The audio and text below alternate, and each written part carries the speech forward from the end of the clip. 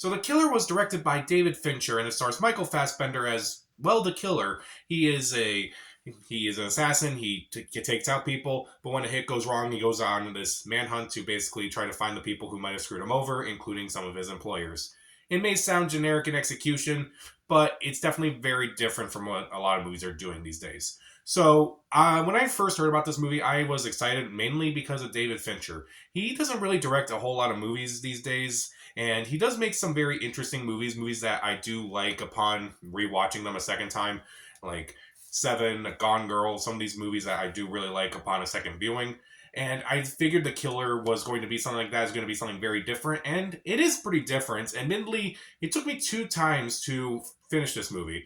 Well, actually, it took me two watches to kind of like really get this movie a little bit more. And admittedly, the first time I watched it, I thought it was just okay. It was definitely very different from what I expected, and by the time I was watching it a second time, I felt it was definitely a lot more interesting because it was definitely very different than what I'm used to with movies. So I'll start off with the positives at least. Michael Fassbender is pretty good in this movie. He's pretty cold in this movie. He doesn't really, you know, have a whole lot of people in his life. He doesn't have a lot of emotion in this movie, and I feel like it kind of just works for this movie for his character specifically.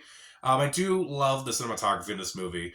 David Fincher's movies are usually incredibly well shot, and this movie's no exception. I would have loved seeing this on the big screen. It looks incredible. The opening title sequence, kind of like some of his other movies that have interesting title sequences. There's a very fascinating title sequence, and it kind of interesting to go back a second time to rewatch it and like kind of seeing that title sequence again. The score of this movie is also very well done as well. Again, it's kind of like everything that David Fincher's used to having in his movies, and then what's not used to being in movies in general. I do like the car chases in this movie a lot. I do think it doesn't like call attention to itself throughout the entire movie. Like, yeah, there are a few car chases here and there. There are a few cool action sequences, and it does work. It's just like it's not very actiony by any means, but I honestly don't mind it. It's definitely very different. That's all I'll say about this movie. It's very different in a way. It's like maybe it's not going to go for the tropes of like other action movies where it's like just heavy on the car chases and very it's kind of little on character development, which I'll get to. Also, admittedly, even though it's pretty dry in its delivery and it's very flat in its delivery, some of it can be pretty funny. Like a lot of Michael Fassbender's monologue is actually pretty funny. It doesn't have a whole lot to do with the actual movie at times. Like the monologue that he has in the beginning of the movie, it doesn't really have anything to do with the rest of the movie, but I do find it kind of fascinating, and it kind of adds to his character a little bit more. It's like maybe his character doesn't really care about the line of work that he's in, but he's more interested in like all these other useless stuff that maybe nobody else really cares about. It is definitely a very interesting character study, but I also feel like it definitely requires a second viewing, which I feel like that may be a problem with this movie and like why a lot of people may not enjoy this movie so much. The movie definitely requires more than one viewing, and I feel like most people will not want to watch it more than once. I did watch it a second time to kind of prepare for this review, but I do say it helps to watch it a second time. But you kind of like see a little bit more. You kind of like maybe not necessarily understand the characters a little bit better, but you kind of like get used to the whole ideas. Like maybe these characters don't really have much going for it. Like a lot of the characters, like particularly Tilda Swinton's character, she doesn't really do too much. He kind of comes into contact with all these other people. Admittedly, I feel like their characters are kind of flat.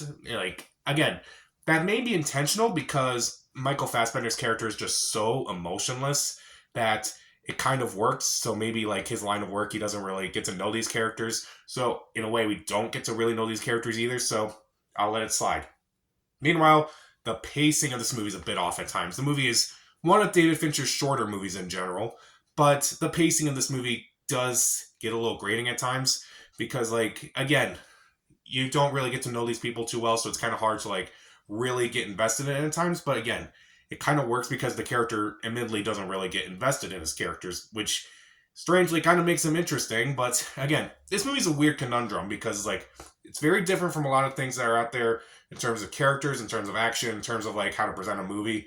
So I can kind of understand why so many people just don't like this movie, but it's interesting. Again, it's very interesting upon a second watch. So I'll leave it at that. So even though it has everything going for it, like great cinematography, a great performance by Michael Fassbender, great score, pretty good editing, pretty good car chases that don't really call attention to itself. It's definitely very anti-Hollywood in a good way. but it may be too anti-Hollywood for a lot of people. Like, it's just not, it's definitely not a commercial movie, is what I'll say. Even though I don't like some of the characters at times, and I feel like the pacing is a bit off at times, it's kind of worth watching if you want to see something a little different. Something that's different enough, but not like completely out there. So I'll give The Killer 3 out of 4 stars. See it. So, what's your favorite David Fincher movie? Comment down below, subscribe to the channel. This is Pat. Stay safe.